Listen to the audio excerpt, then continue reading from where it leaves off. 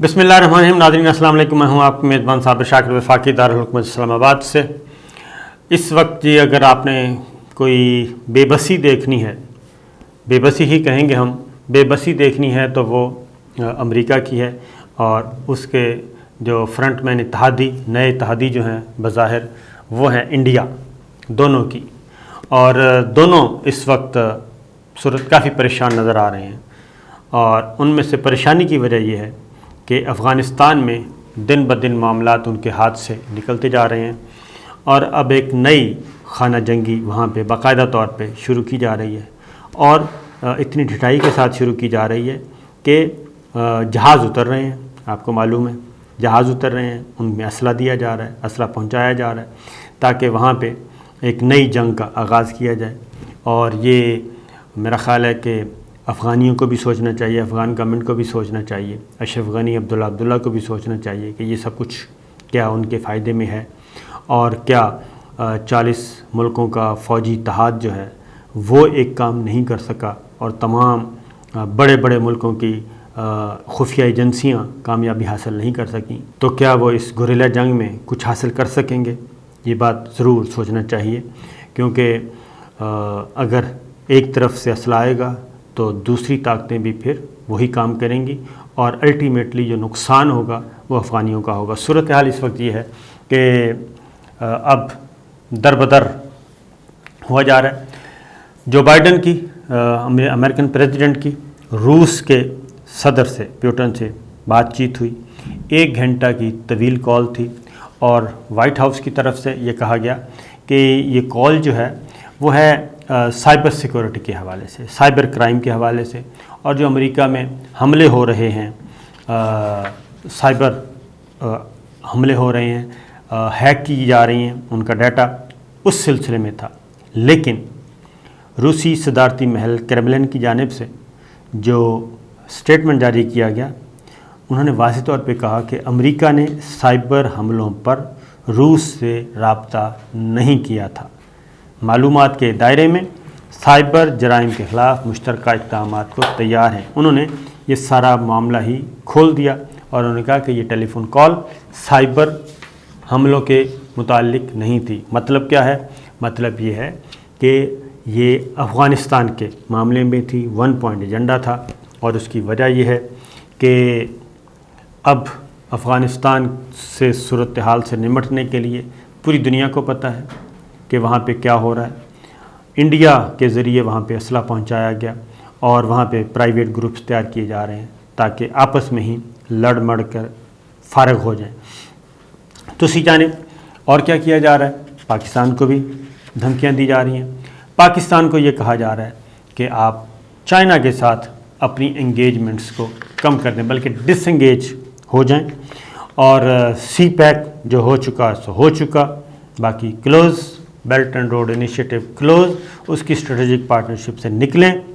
یہ پاکستان کو ڈرایا جا رہا ہے، دھمکایا جا رہا ہے. اور امریکہ، روس، چین اور ایران کے خلاف کیا جا رہا ہے جی، وہ پابندیاں عائد کی جا رہی ہیں امریکہ کے. امریکہ مختلف کمپنیوں پہ پابندیاں عائد کر رہا ہے ہر تیسرے دن. ڈونلڈ ٹرمپ سے یہ شروع ہوا، جو بائیڈن نے بھی اس کو جاری رکھا ہوا ہے، اور کبھی 12 کمپنیاں، کبھی 14 کمپنی، چینی کمپنیوں پہ پابندیاں عائد کی جا رہی ہیں، ایران پر بھی پابندیاں لگائی جا رہی ہیں، اور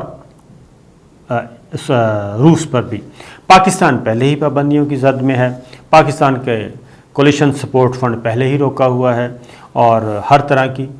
چیزیں عائد کی ہوئی ہیں. فیٹف میں پاکستان کو دھکیلا ہوا ہے، اور اس میں بلیک میل کیا جا رہا ہے. ادھر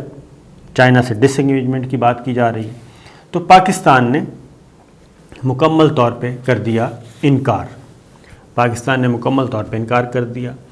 اور categorically prime minister Imran Khan نے خود آ کے ایک واضح میسیج دے دیا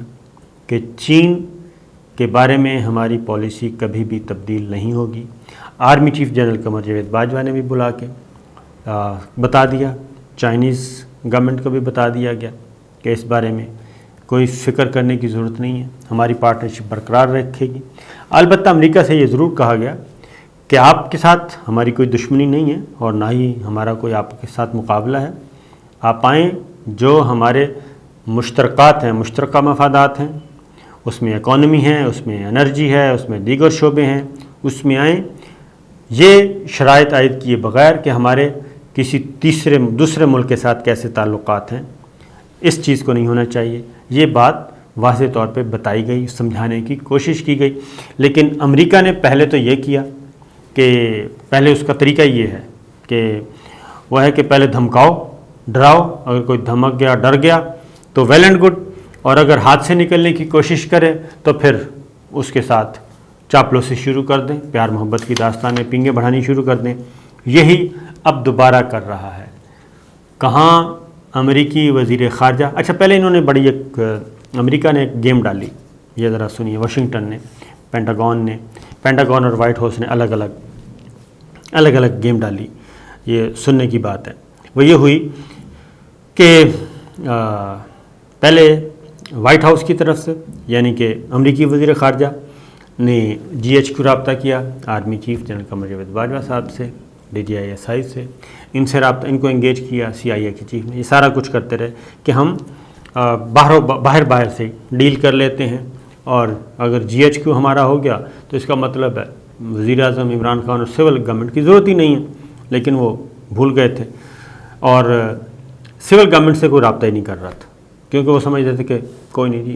ان کو ضرورت نہیں ہے۔ وزیر خارجہ شاہ محمود قریشی کو ایک دفعہ فون کیا وزیر خارجہ، امریکی وزیر خارجہ نے، تو اس میں کیا تھا جی، وہ جو امریکی صحافی تھا اس کے مجرم سزا وضع کا معاملہ تھا کہ جی ہر صورت میں وہ نوجوان جس کو سپریم کورٹ نے بری کر دیا تھا اس کو آپ نے ہر صورت میں سزا دینی ہے، یہ چیز تھی۔ اور اس کے بعد ٹویٹ کیا گیا شاہانہ انداز میں کہ ہم نے یہ کام کیا جی، صرف 1 پوائنٹ ایجنڈا تھا، جبکہ ہماری طرف سے جو باتیں کی گئیں اس کو انہوں نے درخور اعتنا ہی نہیں سمجھا کہ اس کا بھی ذکر کر دیا جائے، تو پھر وزیر خارجہ شاہ محمود قریشی نے کیا۔ لیکن اب کیا ہو رہا ہے، اب جب ان کو پتہ چل گیا کہ یہ تو سارے ایک ہیں، پاکستان کی سول اور ملٹری لیڈرشپ جو ہے وہ تو ایک ہیں اور ہمیں ہر طرف سے جواب مل گیا، اب وہ دوبارہ رابطہ کرنے ہیں۔ وزیر خارجہ شاہ محمود قریشی کو طویل ترین کال کی وزیر خارجہ نے، امریکی وزیر خارجہ نے، اور اس میں ان کو رام کرنے کی کوشش کی، وہی پرانا سٹائل کہ نہیں ہم تو بلکہ دوست ہیں، ایک دوسرے کے ساتھ آگے بڑھنا چاہتے ہیں، پاکستان کی بڑی قربانیاں ہیں، یہ ہے وہ ہے، یہ سارا کچھ۔ لیکن دوسری جانب پاکستان کی پیٹھ پیچھے چھرا گھونپا جا رہا ہے،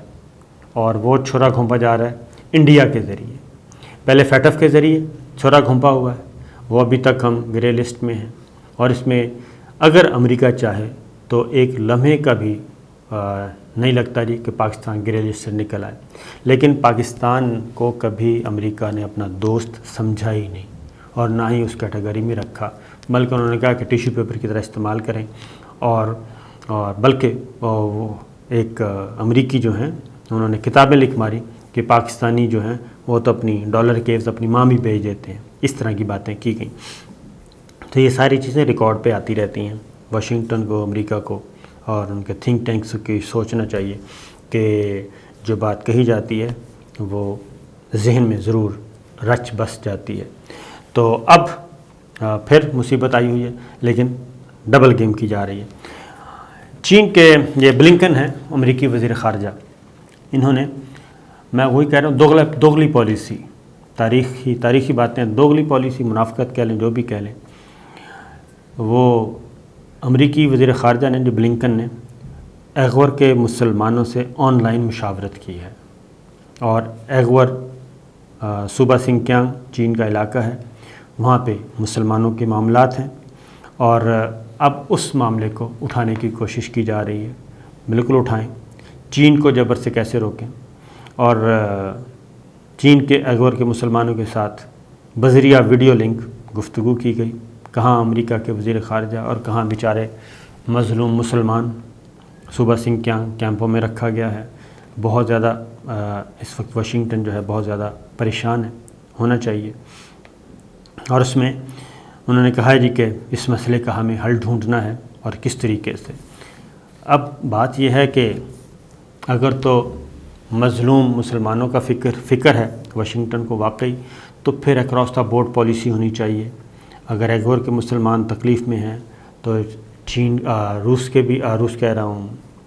کشمیر کے مسلمان بھی تکلیف میں ہیں، فلسطین والے بھی تکلیف میں ہیں، عراق والے بھی لیبیا والے بھی مسلمان، شام والے بھی مسلمان، یہ سارے تکلیف میں ہیں، افغانستان والے مسلمان بھی تکلیف میں ہیں۔ تو یہ تو نہیں ہونا چاہیے کہ آپ ایک طرف یک طرفہ ٹریفک چلائیں اور جہاں پہ آپ کا مفاد ہو اس کو آپ اٹھا کے دیکھ لیں اور اس پہ کام کریں۔ تو یہ چیزیں اس وقت چل رہی ہیں اور میں نہیں سمجھتا کہ اس سے کوئی اچھا رزلٹ نکلے گا، اور اب دنیا بدل چکی ہے، اور اتفاق کی بات ہے کہ ماضی کے جو حریف تھے ایک دوسرے کے، وہ اس وقت حلیف بن چکے ہیں، اور اس میں روس ہے۔ روس ماضی کا حریف تھا پاکستان کا، لیکن اس وقت حلیف بن چکا ہے۔ چائنا پہلے سے ہی تھا، اور اس کی ایک اور چیزیں ہیں کہ روس نے ایک دفعہ، سوویت یونین نے پاکستان کو ایک ٹیکہ لگایا اور پاکستان دو لخت ہوا، تو اس سے پہلے 1971 سے پہلے کا ایک واقعہ ہے کہ روس نے، سوویت یونین نے، ماسکو نے اور دلی نے ایک ایگریمنٹ کیا تھا، اور وہ ایگریمنٹ یہ کیا تھا کہ اگر پاکستان اور انڈیا کی جنگ ہوتی ہے تو ایسی صورت میں اگر چائنا پاکستان کا ساتھ دے گا یا انڈیا پہ حملہ کرے گا تو روس بھی میدان میں آ جائے گا اور روس بھارت کے ساتھ مل کر لڑے گا۔ یہ 71 سے پہلے کا بندوبست کیا گیا تھا۔ تو یہی ہوا اور جنگ ہوئی، اور پھر روس کا اس میں کافی زیادہ منفی کردار تھا، سوویت یونین کا، پاکستان دو لخت ہو گیا اور امریکہ مدد کو نہ آیا۔ 1965 میں بھی یہی ہوا، 1971 میں بھی یہی ہوا، امریکی بحری بیڑے کی تلاش ہم کرتے رہے، نہیں آئے۔ صرف یہاں تک معاملہ نہیں رکا، بلکہ اس کے بعد سیاچین میں ہمیں سپورٹ نہیں کیا گیا، اور نہ صرف سپورٹ نہیں کیا گیا بلکہ انڈیا کو سپورٹ کیا گیا۔ پھر آگے چل کے کارگل ہوتا ہے، کارگل میں بھی امریکہ نے ہمیں سپورٹ نہیں کیا، اور اس میں یہ کہا گیا، نواز شریف صاحب کو یہ پیغام تھا اس وقت کے پرائم منسٹر کو، کہ غیر مشروط طور پہ اگر آپ وہاں سے اپنی فوجیں نکالنے کے لیے تیار ہیں تو ضرور وزٹ کریں، اور اس کے علاوہ بالکل نہیں، غیر مشروط طور پہ۔ تو ان حالات میں پاکستان کو وہاں پہ شدید جانی نقصان اٹھانا پڑا، دیکھ پاکستان کی طرف سے بہت اچھا کارروائی ڈالی گئی تھی۔ تو وہاں پہ بھی پھر بالاکوٹ کا بھی میں آپ کو بتا چکا ہوں۔ تو کہنے کا ہے کہ ہر جگہ پہ کشمیر کے معاملے میں آج تک ہمیں سپورٹ نہیں کیا گیا۔ تو یہ ہے وہ معاملات جس کی وجہ سے معاملات پھنسے ہوئے ہیں، یہ دوغلا پن، یہ منافقت، یہ چیزیں ہیں جس کی وجہ سے واشنگٹن کو یہ سوچنا چاہیے اگین کہ پاکستان اور امریکہ کے درمیان معاملات اس طرح کیوں، جبکہ چائنا اور امریکہ کو قریب لانے والا پاکستان ہے۔ یہ بھی ذرا ذہن میں رکھیے گا کہ لیکن وقت بدلتا ہے جناب، تو بدلتے وقت کے مطابق اس وقت صورتحال بالکل مختلف ہے۔ روس اور پاکستان ایک پیج پہ ہیں، ایران اور چائنا ایک پیج پہ آ چکے ہیں، اور انڈیا جو روس کے ساتھ تھا اب انڈیا امریکہ کے ساتھ جا چکا ہے۔ یہ ماضی کے حریف تھے، اب حلیف بن چکے ہیں۔ تو یہ صورتحال چل رہی ہے، تو دیکھتے ہیں کیا ہوتا ہے، لیکن اگر وہ ٹائم نہیں رہا تو آنے والا ٹائم بھی گزر جائے گا۔ لیکن فرق صرف یہ ہے، ایک ضرورت ہے، اور وہ ہے کہ ہماری سیاسی قیادت اور فوجی قیادت ایک پیج پہ رہیں اور مل کر فیصلے کریں، اور قومی سلامتی کمیٹی کے اجلاس میں بھی پاکستان کی عسکری قیادت کی طرف سے ہماری سیاسی قیادت کو یہی پیغام دیا گیا ہے کہ ہمیں اپنے ذاتی اختلافات، سیاسی اختلافات ایک سائڈ پہ رکھیں، جو قومی معاملات ہیں، قومی مفادات ہیں، قومی سیکورٹی کے معاملات ہیں، وہاں پہ ہمیں ایک ہونا چاہیے۔ اور آپ نے محسوس کیا ہوگا کہ اس کے بعد سے اب تک بہت زیادہ ایک سکون بھی ہے، سکوت بھی ہے، در پردہ کوئی سازشیں وازشیں ہو رہی ہوں تو ہو رہی ہوں، لیکن بظاہر جو ہے وہ ایسے نظر آ رہا ہے کہ ہماری سیاست کے میدان میں بھی اور سیاست اور ملٹری لیڈرشپ کے درمیان سیز فائر ہو چکا ہے، اور فوکس صرف ہمارا ایک ہی ہے کہ ہمیں آنے والے دنوں سے کیسے نمٹنا ہے۔ تو یہ تھی صورتحال جی. اجازت دیجیے. اللہ حافظ.